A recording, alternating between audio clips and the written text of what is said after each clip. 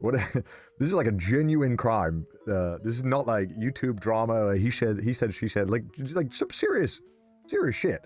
And obviously, you know, in Mouse's video, Mouse mentions that, you know, she's owed money as well. You know, and that's just what we know from Mouse, is that that's being claimed. So it's some pretty hefty allegations that you know have to all be handled. So that's why, like, I'm also gonna make sure that I handle this in the proper way, even though I am fucking angry. So I'm sorry, you're not gonna get like the scoop from me, and I'm not gonna give you any more information, like, you know, private information about it. Like, if you're expecting that, that's not what you're gonna get, because, you know, I'm obviously, we gotta wait for Mouse to handle this, and then all the legal stuff to be done. So you're not gonna get any of that from me, but we can talk a bit more about, we do know what's public, and yeah, then we'll get into my overall thoughts on this whole mess. Now, I know this is a bit of a tangent, but I think it's really important. I think it's really important to quickly talk about the, like, business of running a fucking agency. I think it would be fun to tell you guys roughly about how this all works, because I think it's interesting, and I think it'll help us understand better what might have happened and what might have gone on a bit here. And then we can get into it a bit. So, look, as somebody who has been a YouTuber and stuff for a very long time, we can talk about, like, roughly what happened. So let's say you have company. Okay, why do I have white? Also, let me kill the music. I'm gonna kill the music. Not the MS Paint. We're doing the MS Paint. We're doing it. My thing is not very good. Let's say you have a company and it's called CDawg. Now, very fundamentally, I think we all easily understand this concept. For a business to work, the money that goes in, all right, needs to be bigger than money go out. Like, that's a pretty simple, like, it's a pretty easy understanding of business, right? Okay, and then you hear someone in chat goes, well, actually, it does actually change, because now we had these genius people in the great place of San Francisco who had this genius model that was like, what if money that goes in is just like nothing, and money that goes out is money that goes in is big investor money. Company has to make fuck all. Hundreds of millions, just keep shoveling it in.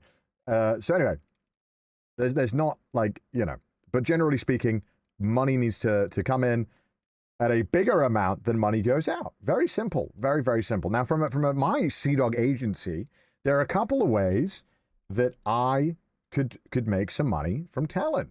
So let's say I wanna start. You know, I have my amazing talents here, and then there's some revenue that I can get. So I could take it from, let's say, if they're a YouTuber like me, and I want to take money from myself, because I'm the top talent at CDawg Corp. Bro thinks he's Pirate Self. Okay, no, I never worked at Blizzard. All right. So you could take it from, like, ad revenue. This is like a common way that company. Okay, okay. My handwriting is not very good. This is like your Twitch money. This is your YouTube ad revenue. You know, money that you get from just kind of doing your YouTuber things, and there's not really like a money number that's agreed on, right? So like 1 month you could make, I don't know, like $1,000 from this, right? And then there's also sponsorships, which you've seen me do plenty of time. Lord knows I've promoted some games that maybe I, you know, but look, that's fine, because you know what? CDawg Corp just got $2,000. Nice. Okay, nice. There's also merch. We can sell merch. We can sell the merch from cdawgva.com where you can get it, and the company will typically, you know, they'll help our top talent, CDawg. They'll help him make some merch, and we'll take a cut. So we'll get like 500. This is nice. Now we've got some cash flow, right? There is also other miscellaneous stuff that you can make money from, but this will always be like the big three. Like, you can make money from, like, convention appearances, licensing. Like, if Mouse wanted to, you know, like, release, I don't know, a pickaxe. You could make the Mouse pickaxe. Sorry, 5,000. I did 5,000, right? So like, there's loads of different ways, but these tend to be like the big ways that you make money, right? Now, generally speaking, like the normal amount that a talent agency will take is like 10 to 25, but normally 20% of the talent's like revenue, like cut. But they might not take it from everything, right? But you need to take something, because otherwise, you know, you don't have a lot of money coming in. So let's say we're taking 10% of all of this. All right, we've got, so let's say Sea-Dog Corp's taking 10%, right? This is not a very, this is already getting messy. This is already getting messy. Let's just, okay, so let's just, can I get a bigger eraser? Why is it default so small? This is tiny. Who's gonna, what the fuck is this? This is such an unhelpful eraser. Okay, you know what, there we go. Control plus, wait, really? No. Okay, anyway, we'll continue on. I'm getting sidetracked with my tiny eraser. So let's say Sea-Dog Corp is taking 10%, and right now we have $8,000, so they're taking $800. Why is this small now? What is this? Okay, there we go, we're back. All right, nice.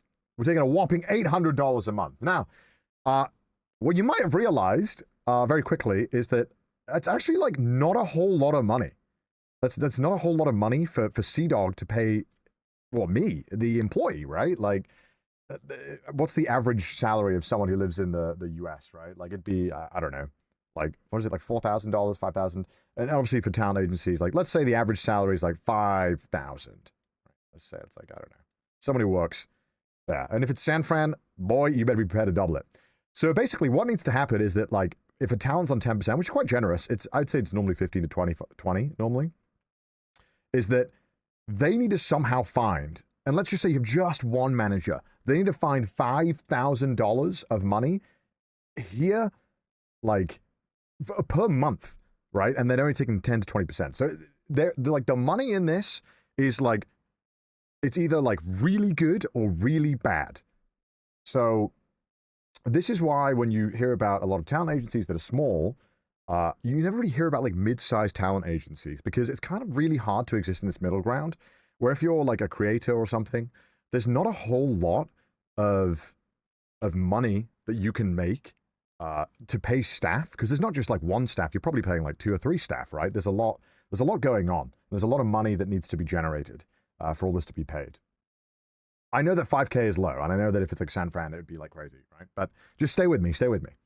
So this is why, for a long time, talent agencies have been kind of like dominated by the really, really big dogs. Because, you know, if you sign like one contract with like Katy Perry, right? Like Katy Perry or Caitlyn Jenner does a Pepsi deal, and it's going to go great. And the Pepsi deal might be worth like 5 mil. Suddenly, you know, 5 mil, you know, if we're taking 10% of 5 mil, holy moly, we're in it. Now we're cooking. Now we're making some fucking money in this business. You know what I mean? We're making some big bucks. So that traditionally talent agencies have kind of been pretty like top heavy, and there's a lot of big companies that kind of control the space. And there's not a lot of small companies, which is why when you've probably seen a couple of like really small agencies that exist, and the main way that they like stay afloat is by just having like 0 running costs. Like they don't have many staff.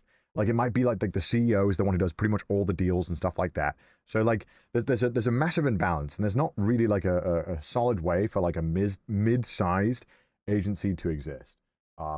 This is all being said, and I want you to keep this in mind.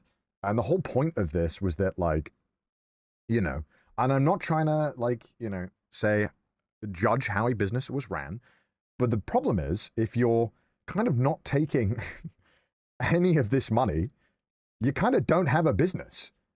You know, it's kind of, you kind of don't have anything. And so I think it's important to take that. And you know, a lot of stuff was public, and so it's, you know, you can kind of figure out what might have been going wrong. And on top of that, like, just, okay, sticking to pure factual public statement knowledge, that, you know, stuff that like, you know, that would be available to you to know, is that like, something, let me pull it up real quick before we get into it, is that like, you know, VShojo owes the Immunophysicity Foundation a lot of money, $500,000. And they've, you know, in Mouse video as well, Mouse has also earned money. I'm just like curious, how did that happen? I mean, you know, this is an article from like 3 years ago. Is that like, just saying, it's an interesting article. That's it. I'm just going to leave it there. And also, I was curious because I saw this tweet that someone posted.